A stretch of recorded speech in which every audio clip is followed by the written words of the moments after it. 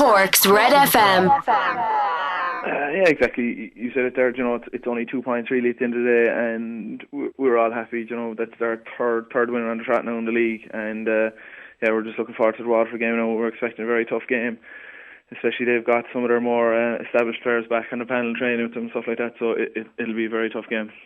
Yeah, it was a decent performance against Kilkenny, obviously, but the main thing was that you're far from the finished article, and which is the way you'd want to be really in the middle of March. Yeah, exactly. It's only the middle of March really, and we're still doing a lot of kind of heavy training, heavy running and stuff. So once the weather picks up, we'll probably start doing a lot more hurling, and kind of we can fine tune aspects of our game once that kind of starts. But there's still plenty to work on, and it's just kind of treating training every night we go.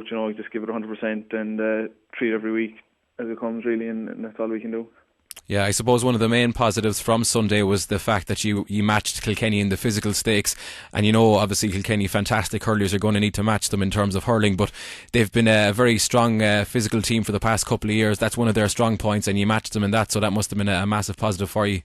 Yeah, a lot of people kind of blow that out of proportion, I think, about Kilkenny. They're a tough physical team, just like any other kind of inter-county team as well, and like any other, like there's a healthy rivalry between Cork and Kilkenny, so any time the two teams kind of laying out in any grade, there's always going to be, it's always going to be a physical game. But no, we were just delighted to get the 2 points, but at the end of the day, not getting carried away with anything. It's still only our third win in the league, so it was just a good kind of another step on the road really, and we're just looking forward to next week.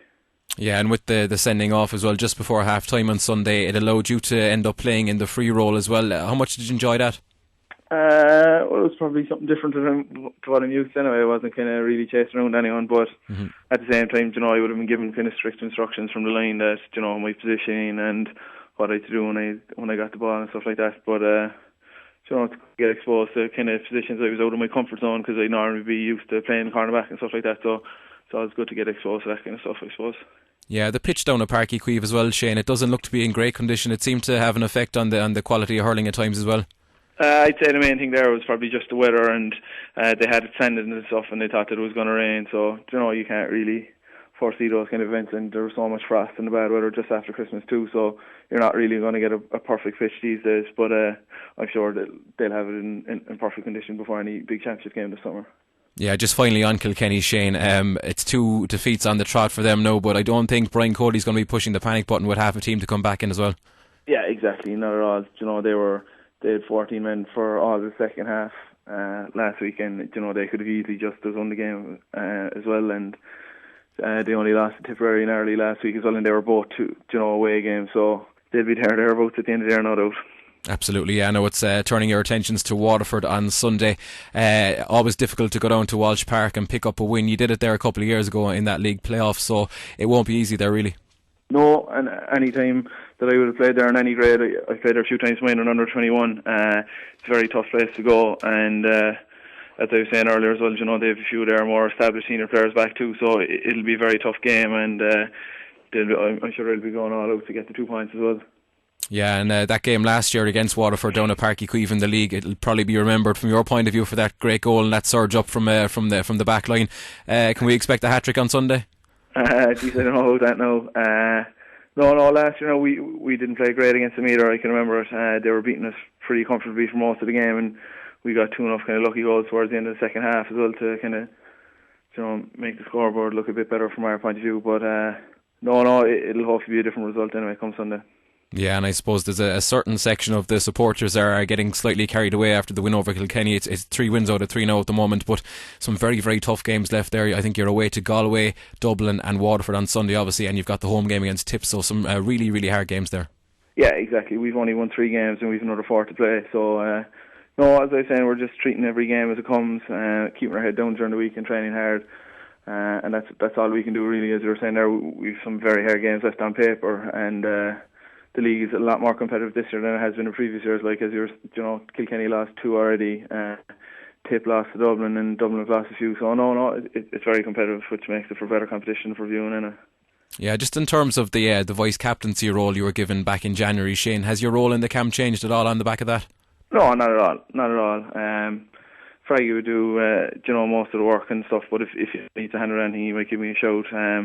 But like there's still loads of leaders, like you've the likes of the two O'Connors coming back in from Newtown now as well, and Sean Logan, John Gardner. It's not as if they're not leaders anymore because they don't have titles or anything like that. So no, there are plenty of leaders there as well. So I'm certainly not doing anything different than Yeah, and then you're obviously kind of one of the more established players in the panel at the moment, but there does seem to be a lot of competition for places in the back line. I mean, you see the likes of Sean Og not getting a run on Sunday. I'm sure you're looking over your shoulder just in case you do let the standards drop. Yeah, no, but that's exactly what you want from a kind of a team game or from a big panel of players. You love competition brings out the best in everyone. So it's great to have, we'll say, 10 or 11 players trying to get into 6 positions in the backs, and it's the same up the forwards and the midfielders as well. So there's a good buzz around the place, and it's definitely the competitive spirit is definitely bringing out the best in us. Yeah, and just in terms of when you look back at the league preparation for the past couple of years, it's obviously been disrupted for obvious reasons. How much of a benefit would it be for you to get to a league final in terms of going forward and into the championship and that game against Tip down the park at the end of May?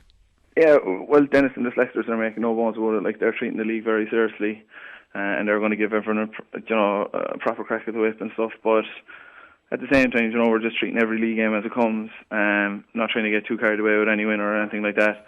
But it's important to give 100% when we go out, and if we get the win, well and good. But a good league campaign would definitely stand for us, because it's there are competitive games coming up to championship, and you can't beat one of those games could be worth 2 or 3 weeks training. So it would be great, if we could progress into the knockout stages. Cork's Red FM.